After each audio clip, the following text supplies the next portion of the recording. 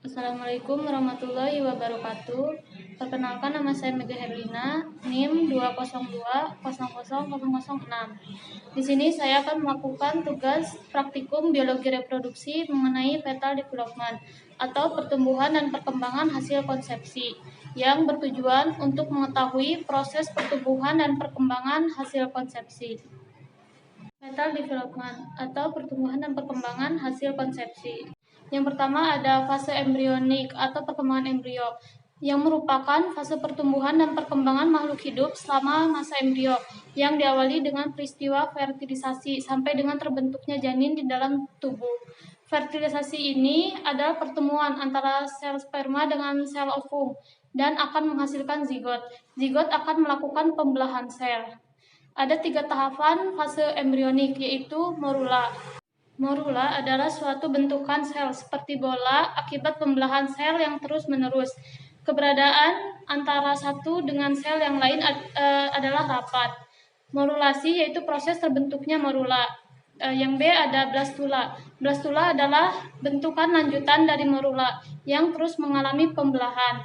Bentuk blastula ditandai dengan mulai adanya perubahan sel dengan mengadakan plekukan yang tidak beraturan. Di dalam blastula terdapat cairan sel yang disebut dengan blastosal. Blastulasi yaitu proses terbentuknya blastula. Lalu ada gastrula. Gastrula ini merupakan bentukan lanjutan dari blastula yang pelekukan tubuhnya sudah semakin nyata dan mempunyai lapisan dinding tumbuh embrio serta rongga tubuh. Gastrulasi yaitu proses pembentukan gastula. Yang terakhir ada organogenesis, yaitu proses pembentukan organ-organ tubuh. Organ yang dibentuk ini berasal dari masing-masing lapisan dinding tubuh embrio pada fase gastrula. Setelah melalui tahap perkembangan embrio, selanjutnya yaitu tahap implantasi atau bisa juga disebut dengan tahap nidasi, adalah suatu proses melekatnya blastula dengan endometrium. Penyatuan ini tidak menghilangkan blastula, melainkan menyebabkan blastula terlindungi oleh endometrium. Saat implantasi, pertukaran hormon antara endometrium dan blastula memungkinkan blastula untuk masuk ke dalam endometrium.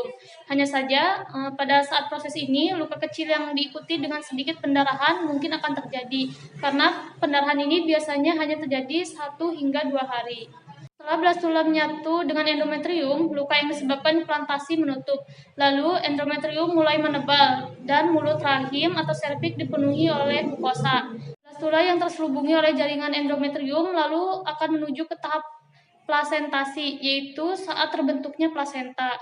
Jadi pada tahap minggu kedua ini janin masih belum terbentuk seperti manusia, melainkan seperti bola atau gumpalan sel. Di minggu selanjutnya lah embrio baru terbentuk. Setelah melewati tahap perkembangan embrio dan implantasi, selanjutnya yaitu tahap pertumbuhan fetus. Tahap pertumbuhan fetus pada usia kehamilan 1 bulan. Pertama, ada usia kehamilan 1 bulan. Pada usia 1 bulan, biasanya bayi masih berbentuk embrio yang memiliki ukuran yang sangat kecil, karena calon janin yang berada di dalam perut baru saja mengalami perbentukan. Pada fase pertama ini sangat rawan, sehingga calon ibu harus sangat berhati-hati. Kedua, ada usia kehamilan 2 bulan. Pada tahap usia 2 bulan ini, biasanya embrio yang ada pada rahim sudah mengalami perkembangan yang sangat pesat, di mana organ-organ dan jaringan tubuh seperti struktur dasar otak, mulut, mata, hidung mulai terbentuk, namun bagian-bagian tersebut masih sangat kecil. Tiga, ada usia kehamilan 3 bulan.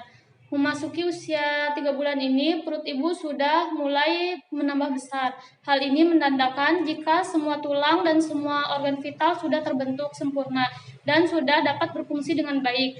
Hanya saja pada usia kehamilan ini, bayi belum mampu membuka matanya dan mengaktifkan kemampuan panca inderanya. Lalu usia kehamilan 4 bulan. Ketika memasuki usia 4 bulan, bayi sudah mulai dapat bergerak, mendengarkan suara hingga tertidur. Tidur dalam kandungan juga dapat bermimpi layaknya ketika sudah lahir. Selain itu, bayi yang berkembang dalam tahap ini sudah dapat diprediksi jenis kelaminnya. Memasuki usia 5 bulan, berat badan dan ukuran tinggi janin sudah sangat berkembang. Selain itu, tulang rawan yang terbentuk janin mulai berubah menjadi tulang keras pada umumnya. Hal ini diikuti pula dengan kebiasaan lemak yang mulai tumbuh untuk menjaga suhu tubuh bayi setelah lahir. Lalu ada usia kehamilan 6 bulan.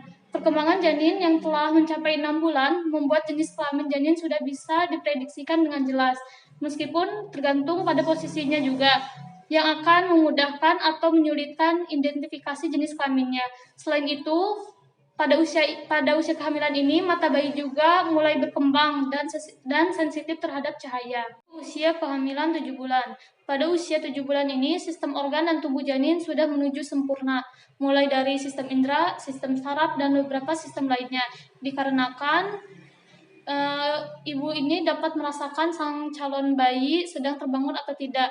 Hal ini biasanya ditandakan dengan gerakan sadar yang dilakukan bayi seperti menghisap jempol. Lalu usia kehamilan 8 bulan. Janin yang memasuki usia 8 bulan ini pada dasarnya disebut dengan tahap pematangan, karena perkembangan tersebut biasanya berpengaruh pada berat badan dan ukuran janin. Selain itu, pada tahap ini janin juga mulai berputar menuju arah jalan keluar. Pada tahap terakhir yaitu usia kehamilan 9 bulan. Perkembangan janin di usia 9 bulan ini merupakan penyempurnaan setiap tahapan yang sudah dilalui, karena seluruh tubuh organ janin sudah berfungsi sesuai dengan bagiannya masing-masing. Selain itu, kepala janin juga sudah masuk panggul ibu, sehingga biasanya akan ada kontraksi yang dirasakan ibu jika janin ini ingin keluar. Itu dia proses perkembangan janin dalam kandungan selama 9 bulan, hingga akhirnya janin bisa keluar. Sekian penjelasan dari saya mengenai fetal development. Jika ada kekurangan penjelasannya, mohon maaf. Terima kasih. Wassalamualaikum warahmatullahi wabarakatuh.